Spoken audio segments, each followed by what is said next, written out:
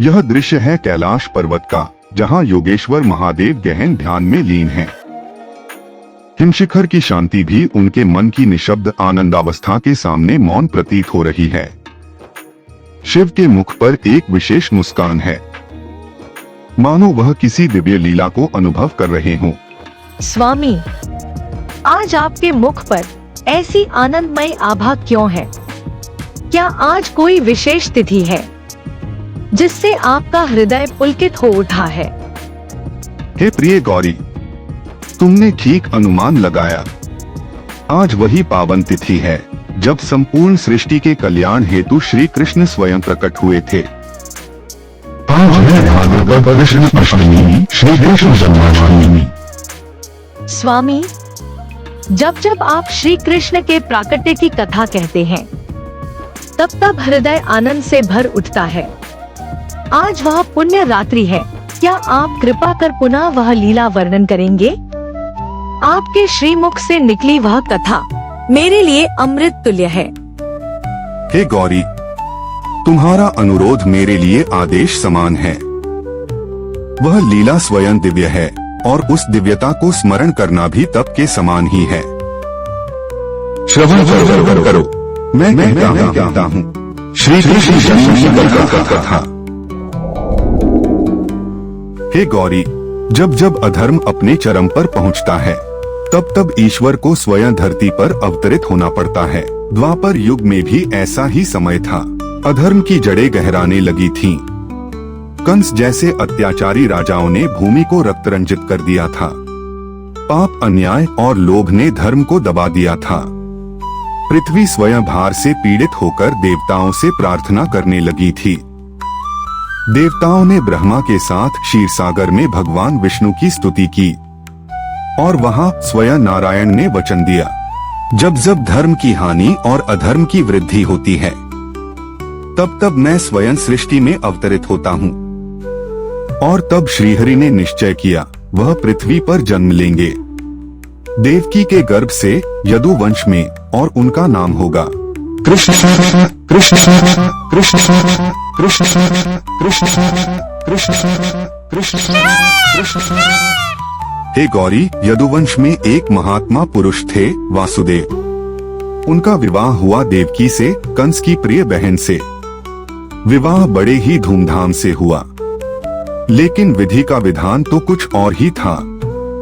देवकी के विवाह के पश्चात स्वयं कंस उन्हें रथ में बैठाकर विदा करने चला, और तभी आकाश में एक रहस्यमयी वाणी गूंजी, हे कंस, सुन, देवकी के गर्भ से उत्पन्न 8वां पुत्र तेरा संहारक बनेगा। वह कोई सामान्य बालक नहीं, अत्यंत पराक्रमी होगा और तेरा वध करेगा। वह वाणी जैसे ही कंस के कानों में पड़ी, उसका चेहरा पीला पड़ गया। मोह पल भर में क्रोध में बदल गया और उसी क्षण उसने तलवार उठाकर अपनी ही बहन की हत्या का प्रयास किया। किंतु वसुदेव ने धर्म, विवेक और नम्रता से उसे रोका और वचन दिया, मैं हर संतान तुम्हें सौंप दूंगा। कंस रुका, पर उसका अंतःकरण अब राक्षसी प्रवृत्ति से भर चुका था। हे गौरी, कंस ने वचन लिया और देवकी वासुदेव को कारागार में बंद कर दिया। वहाँ जो हुआ वह केवल माया थी, ईश्वर की लीला थी। देवकी ने एक एक कर 6 संतानों को जन्म दिया, पर हर बार कंस ने उन्हें निर्दयता से उनके जन्म लेते ही मार डाला। और देवकी, उनकी आंखों से आंसू कभी सूखे नहीं। और फिर आया 7वां गर्भ, पर वह कोई साधारण गर्भ न था। स्वयं शेषनाग ने देवकी के गर्भ में प्रवेश लिया। वह गर्भ एक रात अचानक अदृश्य हो गया। किसी को कुछ ज्ञात न हुआ, परंतु वह गर्भ योग माया द्वारा रोहिणी के गर्भ में स्थानांतरित कर दिया गया। वह बालक बना बलराम, और लोग बोले गर्भ गिर गया। यह सब एक लीला नायक की तैयारी थी। 8वां गर्भ अब स्वयं विष्णु का आगमन था। हे पार्वती, और फिर वह पावन रात्रि आई। भाद्रपद मास, कृष्ण पक्ष की अष्टमी, रोहिणी नक्षत्र और अर्धरात्रि का समय। जब संपूर्ण संसार निद्रालीन था, तब स्वयं भगवान श्री नारायण ने देवकी के गर्भ से प्रकट होकर धरा पर श्री कृष्ण रूप में अवतार लिया। अंधकार से भरे कारागार में अचानक दिव्य प्रकाश फैल गया। एक तेजस्वी बालक प्रकट हुए, चक्रवर्ती नारायण का रूप, जिनकी आंखों में करुणा थी, मुख पर मुस्कान। वासुदेव देवकी अत्यंत प्रसन्न थे। उनकी आंखों से अश्रुधारा बह चली। वह कोई साधारण जन्म नहीं था, वह था धर्म का पुनः जागरण, वह था अत्याचार के अंत का प्रारंभ। हे पार्वती, फिर हुआ एक चमत्कार। कारागार की जंजीरें टूट गईं, द्वार स्वयं खुल गए और पहरेदार गहरी निद्रा में डूब गए।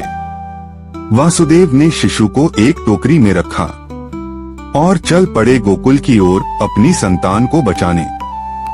वर्षा हो रही थी, दिशाएं गर्जना कर रही थीं, किंतु श्री कृष्ण के तेज से वसुधा अलौकिक थी। जैसे ही वासुदेव यमुना जी के किनारे पहुंचे, यमुना की लहरें उग्र थीं, परंतु प्रभु के हेतु यमुना ने उन्हें रास्ता दिया। और फिर आकाश से प्रकट हुए शेषनाग, जिन्होंने प्रभु के ऊपर अपना छत्र फैलाया कि कहीं वर्षा की एक बूंद भी उस बालक को न छू जाए। रात्रि का अंधकार अब भक्तिभाव से आलोकित था। वासुदेव गोकुल पहुंचे, जहां यशोदा ने भी एक बालक को जन्म दिया था। प्रभु की प्रेरणा से वासुदेव ने श्री कृष्ण को यशोदा के शिशु से बदल दिया और फिर उसी मार्ग से लौटकर प्रभु को छोड़ आए जहां से वे आए थे। सुबह की पहली किरण के साथ गोकुल में एक खबर गूंज उठी, नंद बाबा के घर आज लाला का जन्म हुआ है। फिर क्या था, पूरा गोकुल नाच उठा। हे पार्वती, नंद का घर उत्सव का धाम बन गया। गोपियां गीत गा रही थीं, गोप नाच रहे थे और ब्रज में केवल एक ही नाम गूंज रहा था, कान्हा, कान्हा। यशोदा मैया ने पहली बार प्रभु को अपनी गोद में उठाया। वह नन्हा बालक, जिसके मुख पर दिव्य तेज था, पर आंखें भोली और मुस्कान मोहक। मैया का मन तो बस वहीं ठहर गया। और फिर मनाया गया नंदोत्सव। नंद ने सबको दान दिया, गायें, सोना, वस्त्र, अन्न। ब्रज में ऐसा उत्सव कभी नहीं देखा गया। प्रभु का जन्म जितना दिव्य था, उनका स्वागत भी उतना ही मधुर। यह जन्म नहीं, यह तो साक्षात आनंद का अवतरण था। भगवान की लीला केवल देखने का विषय नहीं, यह तो जीने का मार्ग है। हर सांस में उनकी कृपा का अनुभव, हर कण में उनकी उपस्थिति का दर्शन, यही सच्ची भक्ति है। वह जहाँ चाहे, जैसे चाहे, जब चाहे प्रकट हो, पर उनके प्रकट होने का द्वार हमारे हृदय की श्रद्धा और प्रेम ही खोलते हैं।